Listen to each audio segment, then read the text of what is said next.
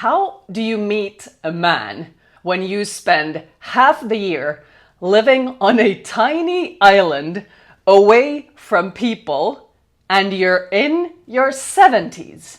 This is one of my favorite all-time stories from one of the members inside my coaching group, Helpings.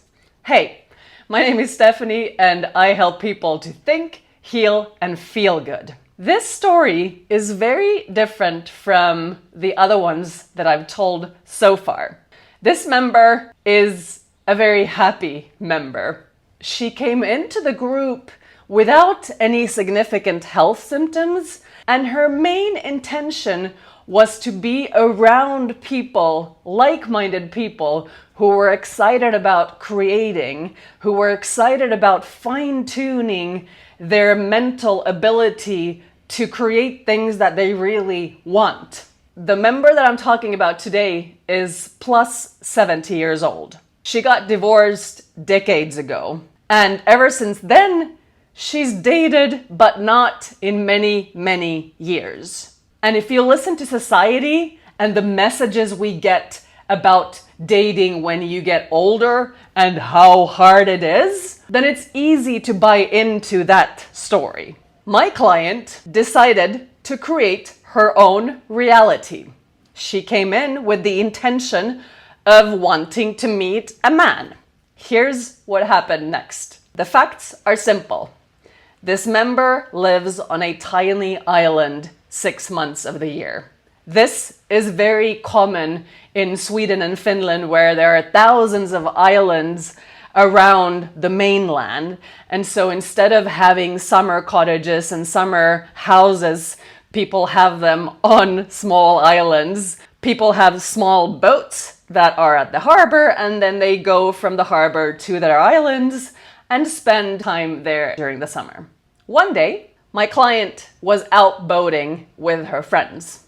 They had gone to another harbor to get some groceries, and as they were driving home, the engine stopped. The water was pretty rough. They were drifting towards some very sharp cliffs, and it wasn't the best situation. Suddenly, another boat appeared, and on the boat, there was a man. He was very handy. He knew how to use the ropes. He tied my member's boat to his boat. He towed it to her island that wasn't too far away, and pretty much saved the day in a very calm, collected manner. As this guy was ready to leave, my member said, "Thank you so much. If you ever want a cup of coffee, feel free to come by."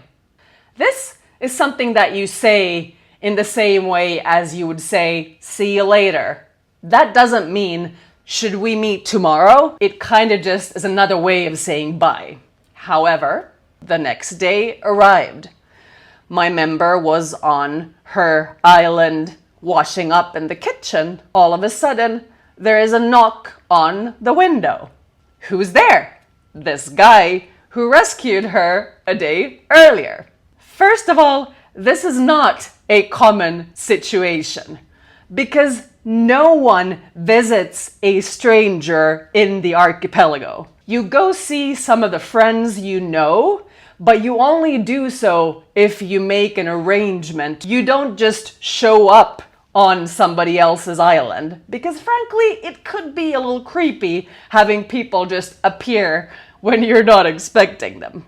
However, my member had said, "Please come by for coffee," which is exactly what this guy did. Not only did he come by, he brought a piece of home-baked bread with him that he had made, and it was still warm from the oven. My member and this man had coffee. It was very nice, and that was it, she thought.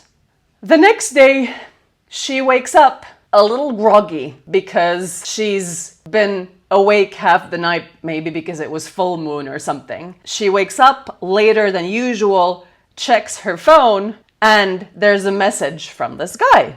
He asks her if she would like to get some freshly caught herring. It's a delicacy in the Nordic countries, and you have to put out a certain type of trap, a net type thing, to catch these type of fish.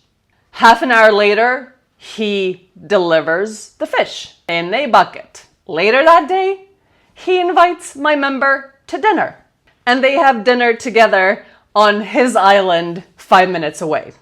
As it turns out, these two people, a man and a woman, roughly the same age, have lived almost next to one another for decades and decades and decades, never having seen one another. One is divorced, the other one's wife died a couple of years ago. Both have very comfortable lives. They're into fishing, they're into gardening, they like similar things. My member comments on the fact that she is a ceramics artist, whereby the guy says, "Oh, that's curious, because on my island, I have this little bay, and in this bay, I've actually built a tiny island out of clay. And I've heard that you can use that clay to make ceramics," which is exactly what my member had been reading about. It's not particularly easy to transport clay from the mainland with your boat to your island so that you can make ceramics. However, it is kind of convenient that there's a guy who lives next door on another island where he's built an island of clay where she can just go and get some and go back to her island and make stuff out of that thing. The moral of the story is this: what is the likelihood of someone's engine breaking down at this very moment when there's a guy on another boat passing by at that very moment who decides to go and see if that boat needs some help as it is drifting towards the cliffs?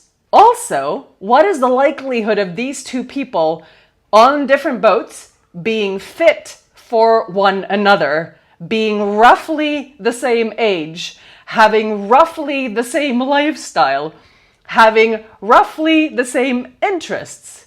What is the likelihood? And could you come up with a better story and a better example of perfect manifestation where you've decided who you want to meet?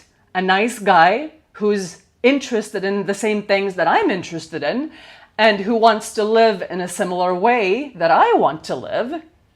And then you hand it out to the universe. You stay in the zone, you stay open, and you expect good things to happen. Then, as you experience something that appears to be the worst, most annoying thing that could happen to you, which is your engine breaking down, causing a lot of trouble, which turns out to be the best thing that ever happened to you. When you get into the habit of trusting that everything you experience happens for you, then magic happens. But if you're annoyed and think that you are the subject of all the bad stuff that happens in this world, then you're never going to experience the magic of the universe. Also, it takes a little while to get into the right state of mind to start manifesting things that you actually want. It's definitely a pattern, because those who get what they want are usually very specific about it. Not in terms of how it's gonna happen, but definitely in terms of what they want and how it would make them feel. If you are looking to create change in your life and manifest men on boats, then feel free to email me. I'll leave my email down below. And you are welcome to join my coaching membership called Helpings. Thank you so much for watching this video. Please subscribe if you haven't already, and I'll see you in the next video. Sending you so much love, as always.